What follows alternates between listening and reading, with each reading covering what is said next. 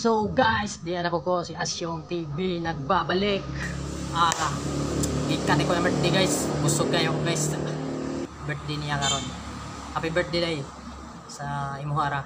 Then ako ikan niya guys kung gusto mo avail magpahimo or sa pa nga furniture kani nadyo kay ka-suggest niyo Aragari furniture. Nindot ganyan sila mohimo guys, good quality ganyan naman.